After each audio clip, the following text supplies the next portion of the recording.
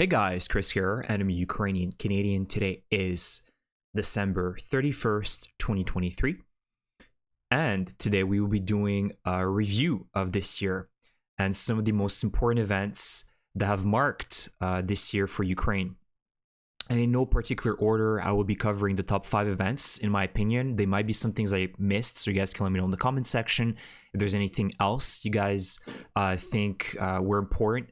Any other events that were important for this year in Ukraine, but I think that this top 5 kind of highlights some of the most important events and also things that I'm personally looking forward for 2024 and things that I'm expecting as well for next year. So let's get to it. So this is in no particular order. First, I've mentioned this multiple times, but the defeat of the Russian Black Sea Fleet. This is seldom talked about. And we're looking at the context of the Ukrainian counteroffensive, which I will get into later. But truly, the Ukrainian forces have defeated the Russian Black Sea Fleet. They're very much so, they've been reduced to minimal influence in the Black Sea, and they're a non-factor at this point of the war. 20% of the Black Sea Fleet has been destroyed in almost 20 months.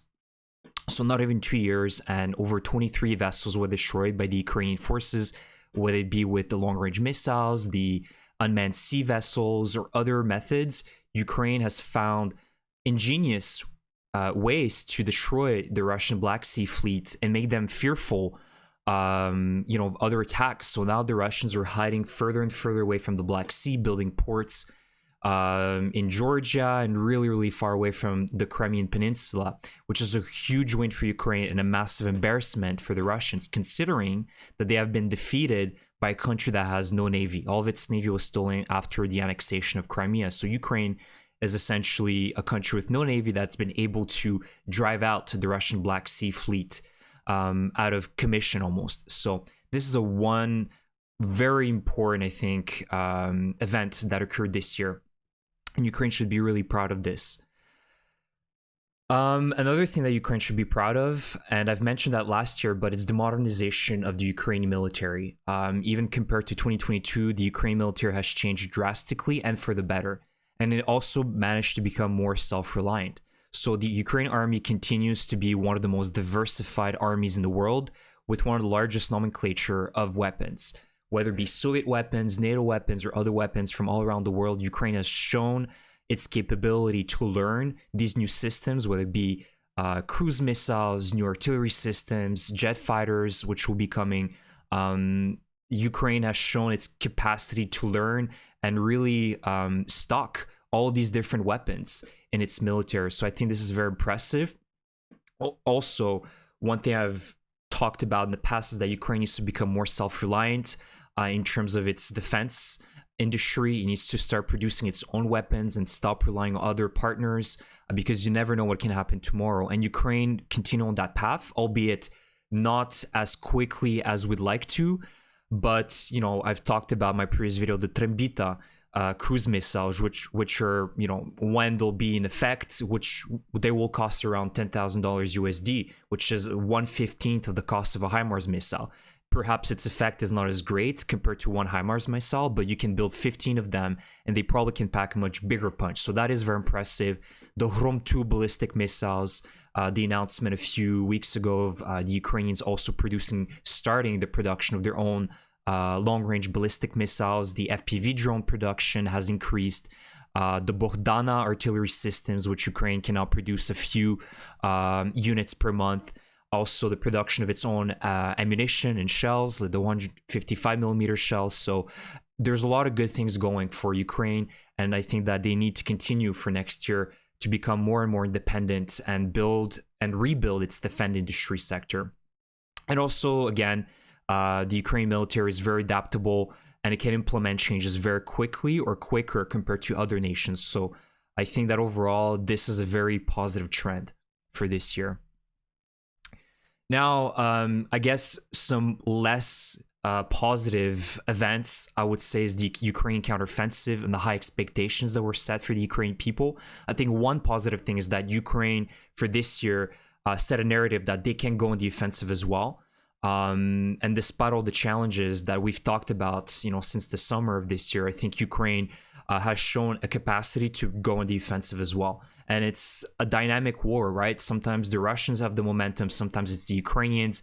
It's kind of a tug of war, but I think Ukraine has shown its capacity as well to go on the offensive when necessary and have some success, right? Let's not discount the gains that Ukraine has made in the Zaporizhia sector in the last few months. And so I think that going more towards the negative side now, there is a reality check that happened in the last few months as well. Seeing how effective, let's admit it, the Russian defenses, the Surovikin line, has been very effective at stopping a massive blitzkrieg advance from the Ukrainian side, which everybody was expecting. But I think all of us, including myself, underestimated the level of defenses that the Russians built in anticipation of this offensive. The millions of mines that they have laid, the trenches, the deep network of trenches, the barbed wires, the dragon's teeth, and also just constantly moving reserves through this multi-echelon defense has made Ukrainian advances very difficult. And as Zaluzhny mentioned as well, one thing that we underestimated is the tolerance of high losses on the Russian side. I think 2023 has really shown to us that the Russians simply do not care about their losses. And if they were to lose millions of men, they would still continue down the path of attacking Ukraine.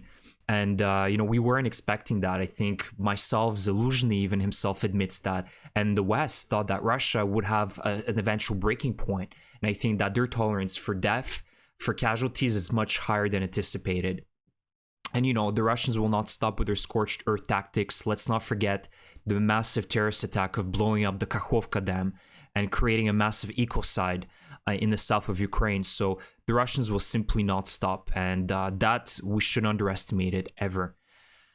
And also, of course, the reluctance from the West to provide the weapons necessary to defeat Russia. This has been a long-running theme this year of just the undecisiveness from Ukrainian allies to provide the necessary means for Ukraine to win. Let's also face it, the Ukraine counteroffensive in the summer, like when we're talking about gaining ground against Russia, you need to have some sort of air superiority. And going on this type of counteroffensive without air superiority, which is what Ukraine did, is absolute suicide. That's why we've seen the small gains from Ukraine, because they simply didn't want to kill all of their men because of the ambitions of the West to see results, right? It's a suicide mission, especially if Ukraine has literally no jets to spare to attack the Russians in the south. So Ukraine had to take it slow. And I think that it comes in line with, you need to be timely. There needs to be timeliness and urgency, right? The surprise effect cannot be discounted. If Ukraine could have surprised the Russians in the first few weeks of the counteroffensive in the summer, by destroying air bases and military bases and important command centers in the first few weeks of June, with these long-range missiles that Ukraine's been asking for, with those jet fighters that could be carrying heavy payloads and just striking Russians regularly in the first few weeks of June, that could have perhaps changed the speed of advances.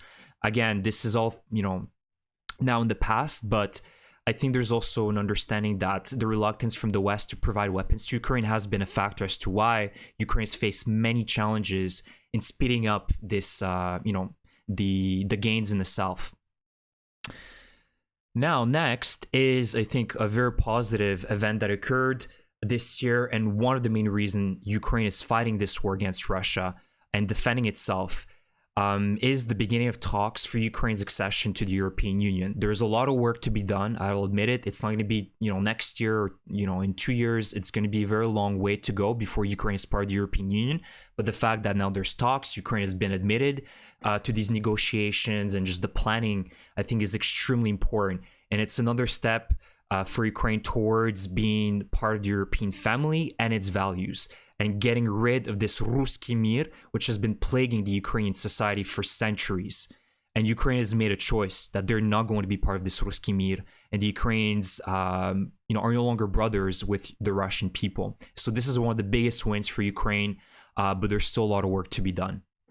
And lastly, I think this is this, unfortunately, it did not work out, but June 24th was one very tumultuous day, and this was the Prigozhin mutiny against Putin. And this was such a marking moment, I think, for this year. It was a demonstration that an internal mutiny in Russia is possible with just a few thousand men. Prigozhin didn't lead an army of 100,000, Wagner soldiers. It was a few thousand men that pledged allegiance to Prigozhin, and it just showed how weak the Putin regime really was. And it was much weaker than we thought. We were talking about his Praetorian Guard of 100,000, men and women that are protecting Putin, and look how quickly it could have crumbled. Now, whether it would have worked out is another question. If Prigozhin would go all the way on that day, would he have been able to overthrow Putin? I don't know. But this was a very telling day. And we saw the true nature of Putin as well. I mean, the man was scared. He was a scared coward that fled at the very first sign of trouble. The man took a plane, shut down any communication, and hid, right? And then he made a video announcement, and you could see the fear and the anger in his eyes. And also, we saw who he is as a person. He was ready to make concessions and deals when he was weak, right? He made a deal with Prigozhin, and he was desperate for a deal. And that is also, a lesson for the West. You weaken Putin, he will make a deal. But he will backstab you once the opportunity presents itself. And then Prigozhin met his demise a few months later, and it was expected. This is a person that lies, manipulates, and is a coward. And I think there's a lot of lessons from that one day that we can take for the Ukrainian war with Russia and how we have to deal with Putin. So these are the 5 events that I think have really been that have marked Ukraine for this year. There might be some things I missed, so you guys can let me know. Now, the next slide is going to be about important things and events that I'm looking forward to and I'm expecting for next year. So I've talked about it. The very first point is the destruction of the Kerch Bridge in Crimea. I think for next year, this needs to be absolutely done and not just taken out of commission, but completely destroyed. And so hopefully Ukraine will find a way to complete this objective and isolate the Russian army in the south. And also Ukraine needs to be hitting Russian military targets more frequently in Russia as well. And hopefully, with the weapons, the aid from the West, I hope there's not going to be any more strings attached to these weapons and telling Ukraine to not strike Russia. We'll see. Also, I'm looking forward for the F-16s, which will be coming in the next few months in Ukraine. I think the surprise effect has been lost and the Russians might have really reinforced their air defenses, but I think the F-16s still will play a very significant role in 2024. And other long-range missiles arriving in Ukraine to be used against Russian targets. So I'm hoping that this will work out and Ukraine will be able to really destroy important Russian targets in 2024 with the arrival of these important weapons. Also, multiple important elections to fall next year. I think the most important one is going to be the United States. We know that Trump, if elected, he will withdraw the entire support to Ukraine and possibly NATO. This can have a major impact for decades to come. So I want to highlight and stress that.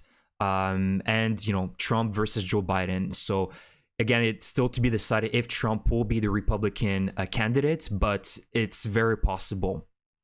And if history has shown us in the past, there's been a lot of surprises in the elections. Also elections in Britain, India, and obviously the Russian elections. Of course, we know who the winner of the Russian election will be, but it'll be still interesting to track all these different elections around the world next year.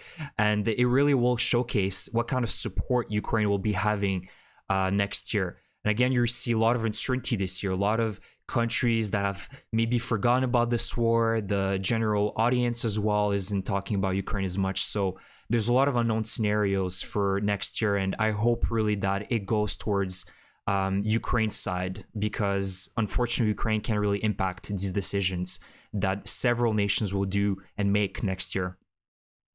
Also, it will be interesting to look forward for the progress of Ukraine for the European Union accession. Ukraine needs to do a lot of work, including one of the most important ones is getting rid of corruption as much as possible. Unfortunately, corruption, I've mentioned it many times in the past, is still present in Ukraine. There's a lot of corruption, a lot of institutions that need to have serious reforms. So I'm really looking forward to see major changes within Ukrainian institutions to be closer and closer to this European family.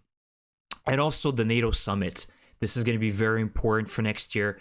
Ukraine needs to become a candidate for NATO. And I think that Ukraine has shown its willingness to fight for the values that NATO believes in. But there needs to be clear deadlines and targets and decisions set next year for Ukraine's accession to NATO. And I think you guys can definitely, agree that Ukraine deserves a spot in NATO. Ukraine has fought valiantly to defend Europe. And so I think that also needs to be a very important target and objective to meet for Ukraine. And I'm also expecting, last thing for next year, Russia trying to pursue a deal with the West, because Putin and his regime are desperate to rearm themselves. They absolutely need a pause. And that's what we've been hearing more and more of, very kind of pro-peace talk narratives from the Kremlin in the last few weeks. And it really shows that Russia's desperate for a pause, and they have ambitions, right? If this pause will allow Russia to rearm itself, and they'll find ways to do it very quickly. In a few years, just like what we've seen in 2014, 2015, where Russia rearmed itself and then attacked Ukraine in 2022. As I've said, with Putin's behavior and his mentality is all about backstabbing. And he will try to pretend that now he's ready for peace, for negotiations, he's a good man, and he will backstab if he's allowed this opportunity. So Ukraine cannot stop fighting Russia. This needs to be ongoing. And the pause deal or a peace talks need to be on Ukraine's terms and on Russia's terms. That is really important. If there is peace negotiations or a pause of some sort, this needs to be on Ukrainian terms. That is really important, and not to suck it up for Putin, because he has a clear record of constantly lying. Just look at, Syria, Chechnya, and Ukraine in the past, and Georgia. He's a serial liar.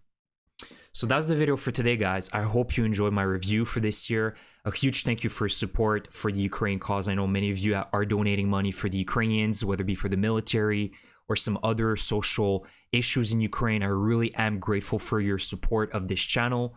And I'm wishing you guys a truly, truly happy new year. I hope you will all be healthy for next year. That is the most important thing I can wish for anyone, is just good health, and enjoy your new year. So thank you so much. And I will see you guys in the next one next year.